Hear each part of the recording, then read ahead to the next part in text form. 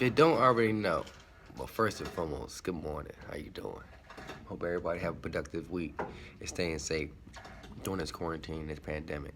But if you don't know by now, the biggest goal of my YouTube page or biggest goal of my channel, biggest thing we're trying to do is teach you how to obtain wealth. How to obtain wealth, how to understand what you need to do, what you need to be, or who you need to be wealthy and successful. But not make you wait till, you're 30, 40, you gotta wait, till you get older and experience all this stuff to get to it.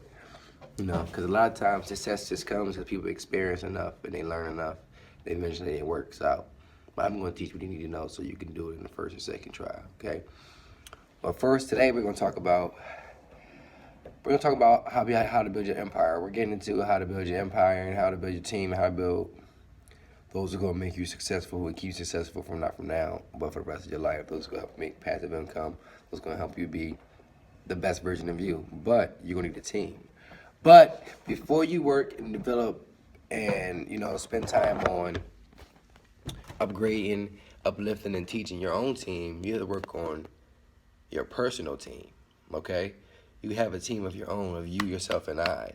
And team is an acronym, okay? What it stands for is 4 different things you need to be in charge of. The 4 things: your thoughts, your energy, your attitude, and your mannerisms, okay? Again, your thoughts, your energy, your attitude, and your mannerisms, okay? We're going to start with T, your thoughts. The way you think is pretty simple. That's the easiest one you learn back in elementary school, back when you were a kid, that what you think is what you are, what you think is what you do. Your thoughts translate to pretty much everything in your life. So if you think it, you'll be it. So the same thing. You think negatively, you'll come in contact with negativity. You think positively, you'll come in contact with positivity. Now, how do you change your thought process? You change your thought process by you changing things that influence you. The music you listen to, the TV entertains you, the people you talk to, the hobbies you have. All the way to change your thought process, you must change your outside sources. Your thoughts aren't originated by you, okay? And that's what a lot of people don't realize, that they don't understand that concepts. They kind of just go over their head. Your thoughts aren't originated by you. They are somewhat influenced by something around you, whether it be now, whether it be 10 years ago, whether it be 2 minutes ago. All your thoughts are a reaction of something else that stimulated you, okay? So in order to change your thought process, you must change your stimulation, your thing that's stimulating you. So listen to jazz music instead of trap music, or watch a romantic show instead of a crime show, or watch something peaceful, something like a fixer-upper show, something that makes you feel rewarding, that makes you feel soothing, something real soothing, as opposed to something that gets your heart rate up, okay? That's how you change your thought process. Now, energy's a little bit different. I've been moved over to E. Energy's a little bit different. Energy's has a lot to do with the first one. In order to affect your energy, you gotta change your thoughts. Now, each part of this is in order. Like you can't learn A without learning T and E. Like this is literally down the line. Like it's crazy how this works. So all this goes hand in hand. Once you change your thoughts, you can affect your energy differently, okay? Because until you understand your thoughts originating by you, you can't understand why your mood is off, okay? You can't, hey, well, I woke up today, I'm having a bad day. No. The way your day goes, my apologies. The way your day goes is a choice. You can't be like, well, I woke up on the wrong side of the bed. No, that's a choice. You gotta check your energy. Now, how you check your energy, you gotta check your thoughts. You gotta understand that. And sometimes it's the subconscious thoughts that's fucking your mood up. Not the one that you're thinking about right now, but the one that maybe you were thinking about from last night. Whatever. So, until you are responsible enough or take your life serious enough to take charge of your thoughts, you won't be able to control your energy. Because when you're thinking wrong, like, let me get rid of that. It's going to fuck my mood up. So you can change that. So when you're giving out positive energy, you know that. You come in contact with positive people and positive things happen. And that's the thing. But you got to take charge. You got to know when you're thinking negatively, when you're giving out negativity, because you only get what you give. Remember, you only get what you give. Now, we're going to go over to A. Attitude. When you're thinking good and you got good energy, what happens? You have a good attitude. Now, Here's something I learned way back in high school. If you take the word attitude, add up each letter, like A being the last letter, and vice versa for each letter, A being the first letter in the alphabet, sorry, and then each number corresponding to the position. If you add it all up, you get the number 100. Your attitude is 100% controlled by you, okay? No matter what. I'm serious. Take the word A, T, A, one. I don't feel like thinking about what number T is. But, go in order. Add up, you will get 100. Because 100% controlled by you, your thoughts, and your energy. Okay? It's crazy, right? So your attitude dictates the blessings you get, the people you meet, and how you come out of situations. Okay? So what I'm saying is, you don't have to choose to respond the way you want. You gotta choose to respond the way you need to. Okay? So your attitude is what controls that. Your attitude will control your response, the ability to control your responses. You ever notice when you're just angry, you just snap at people? Sometimes it's not intentional. You just snap at folks. Why? Because your attitude is off, so you can't control your reactions. When you control your thoughts, you control your energy, you control your attitude, which means you control your reactions. So even when you're pissed off, easy, you're like, all right, cool. You know what I'm saying? Now, last and not least, the most important part, the reason why you want to control your thoughts, your energy, and your attitude, because in order to have a team, in order to be a leader, in order to dictate, lead, and guide, you must control your mannerisms.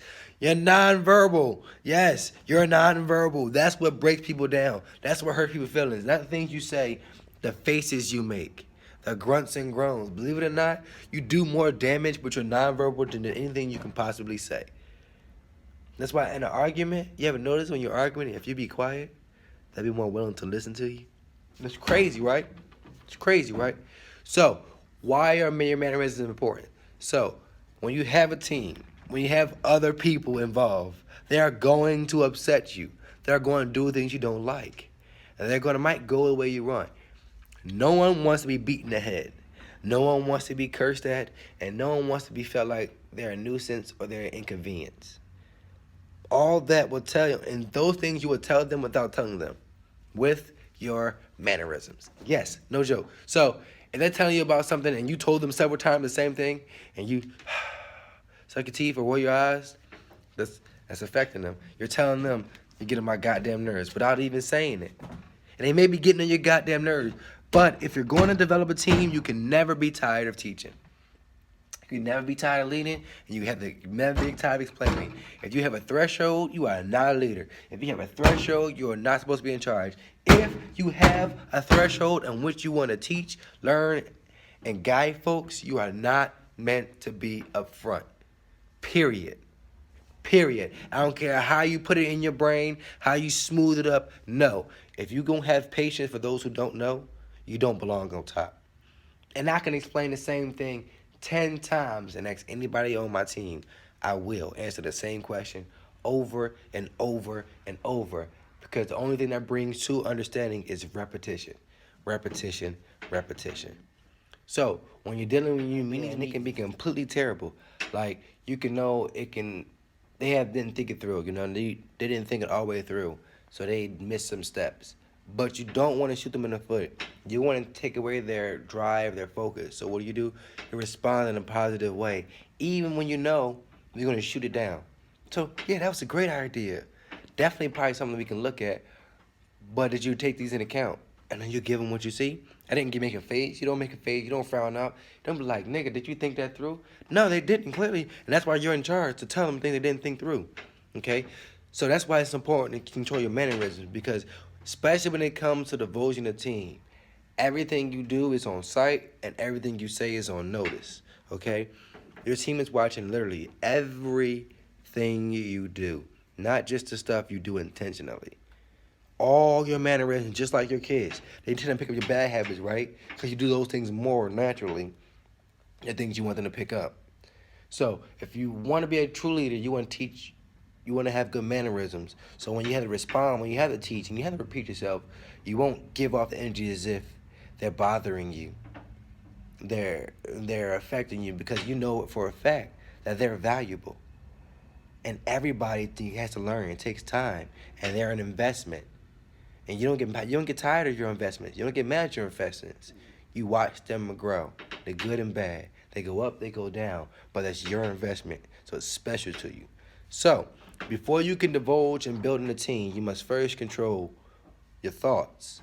You must control the things you think, and how you control your thoughts, the things you stimulate, the music you listen to, your entertainment, your hobbies. Number two, your energy. You must control your thoughts, control your energy, give out positive energy, give out positive energy so you can come in contact with positive things. Okay? A negative attitude, negative energy will report to what? I said it mistakenly. Negative energy will result in what? A negative attitude, which is number three, attitude. Attitude is key. With your thoughts and your energy in check, attitude should be able to manipulate and monitor. Your attitude will always change. Your attitude is part of an emotion. They're up and down. But being conscious enough to know when it's coming off, that's how you can change it and be in control. And keep positive energy and positive things going out. And last but not least, in order to lead and guide and teach, you must control your mannerisms, meaning your nonverbal, how you respond to things, things you don't like. Don't grudge you, don't ball your face up, don't suck your teeth because you gotta repeat yourself, or because they're telling you something that you're telling them something you said things over and over and over and over, so you're getting tired of repeating yourself. So again, if you're at any point you get tired of your investments, because your team are investments. So if you get tired of telling the same person the same thing, or you get tired of teaching, you do not belong up front. I don't care what you say. Real leaders do not get tired. Your teacher at school, your favorite teacher of all time, you love the most because they never treated you as if you bothered them. No other reason. Your favorite teachers because they made you feel special and important. No matter how many questions, no matter how many wrong answers you had, that teacher still had your back. So you can be that person for several different people and make millions. So control your team and build your team.